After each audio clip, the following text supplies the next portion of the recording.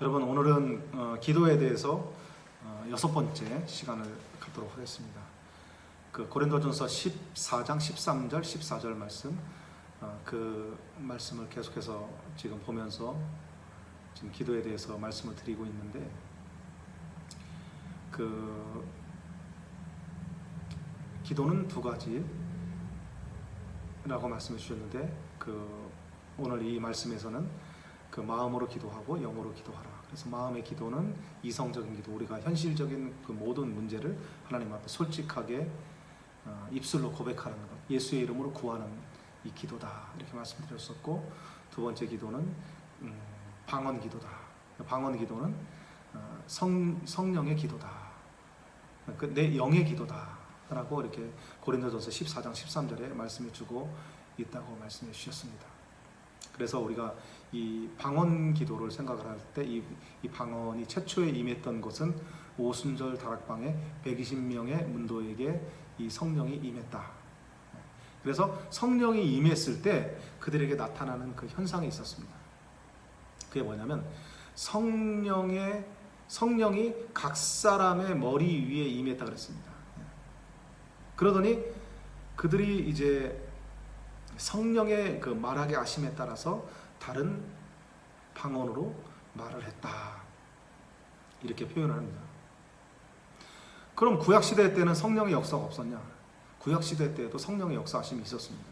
근데 여기서 우리가 알아봐야 될 것이 뭐냐면, 그 성령께서 구약시대 때에도 성령께서 역사를 하셨는데, 그 성령이 그 우리의 그 영혼 가운데 직접 내주하시고 내재하신 이런 부분들은, 성령이 직접 우리의 영혼 가운데 임하셨던 그 사건은 바로 이 오순절 다락방의 이 사건이었습니다.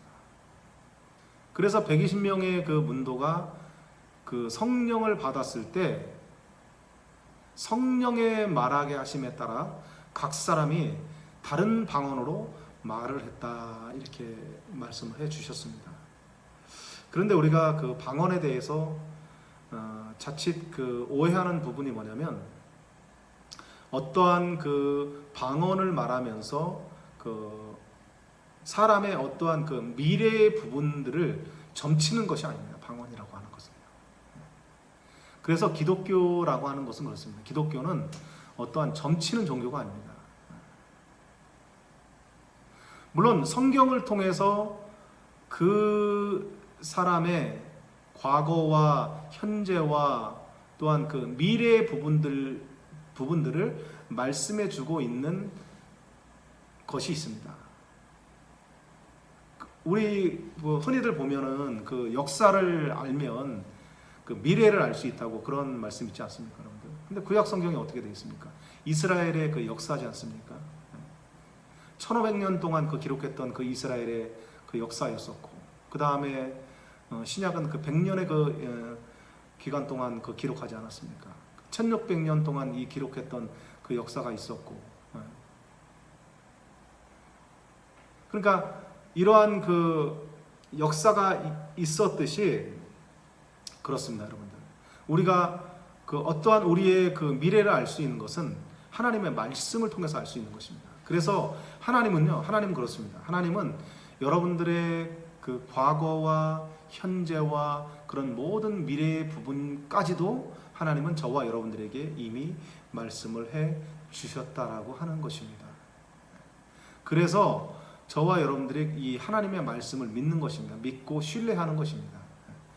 그래서 하나님은 항상 말씀을 하시면 항상 그 성취하시는 하나님이십니다. 그래서 그 신학자들이 그렇지 않습니까, 여러분들? 신학자들이 구약의 그 예수님께서 이 땅에 그 오실 예언, 예수님의 그 모든 그 삶의 그 예언을 말씀을 해 주셨을 때, 구약의 그 예언이 32,500가지라고 이렇게 말씀을 해 주지 않습니까? 그래, 그 32,500가지의 그 예언의 말씀이 예수님께서 이 땅에 오셔서 그 모든 것을 다, 율법을 다 이루시고 예수께서 십자가에 못 박혀 죽으신 것입니다. 그래서 그 약속의 말씀을 다 이루시고 죽으시고 부활하시고 하늘 보좌에 올라가시고 우리에게 약속하신 성령을 보내주신 것입니다. 그래서 성령을 받은 사람들이 이렇게 그 성령이 그 내주를 했을 때 어떤 우리가 영적인 이런 그 거듭남의 그러한 체험을 했을 때 이런 방언을 했었던 그런 일이 사건이 있었다라는 것을 우리는 깨달아야 될 것입니다. 그래서 그러면 우리가 그 방언 기도 자체가 영의 기도라고 이렇게 표현을 했는데, 그럼 영의 기도는 어떠한 기도가 영의 기도겠습니까? 방언 기도라고 그랬지 않습니까? 근데 방언은 어떠한 그 예언이나 점치는 것이 아니다. 근데 우리가 방언을 이렇게 기도로 하다 보면 이게 영적으로 이렇게 다른 부분까지도 이렇게 열려지는 경우가 있습니다. 예를 들어서 뭐 환상을 본다라든가 뭐 여러 가지 그런 영적인 체험을 한다든가 그런 그 체험을 할 때가 있습니다. 기도 생활을 이제 하다 보면 이제 나타나는 그런 현상들이죠.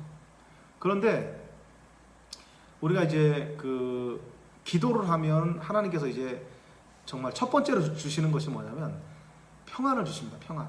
그리고 하나님은 이게 응답을 해주시는데, 응답을 해주실 때도 이제 어떻게 해주시냐면 평안을 주십니다. 평안. 그러니까 하나님은 그래서 평안이시다 그러지 않습니까? 하나님은 불안의 하나님이 아니십니다. 여러분들 두려워하고 계십니까? 불안해하십니까? 이것도 해결받을 수 있는 방법이 바로 하나님입니다. 하나님이 해결해 주십니다. 하나님께로 나아가면요, 여러분들 근심 없는 사람이 없다고 그러지 않습니까? 여러분들, 여러분 근심 걱정 다 하나님께 맡겨보십시오. 그래 빌립보서 4장 6절에도 그런 말씀 있지 않습니까? 여러분들, 아무것도 염려하지 말아라. 아무것도 염려하지 말고 오직 모든 일에 기도와 간구로 너희 구할 것을 하나님께 아뢰라. 그리하면 모든 지각에 뛰어난 하나님의 평강이 그리스도 예수 안에서 너희 마음과 생각을 지키시리라 라고 말씀해 주고 있지 않습니까? 여러분들, 염려하지 마십시오. 하나님께 나아가 보십시오. 하나님께 나아가면요, 하나님께서 응답해 주십니다. 어떻게 해요? 평안으로. 여러분들이 어떠한 그 일을 진행을 할 때 불안해한다면, 마음에 그 평안함이 없다고 한다면 하나님께 나아가십시오. 하나님이 도우셔야 됩니다. 하나님이 역사하셔야 됩니다. 그래야지 그러한 일들이 순탄하게 진행될 수 있습니다.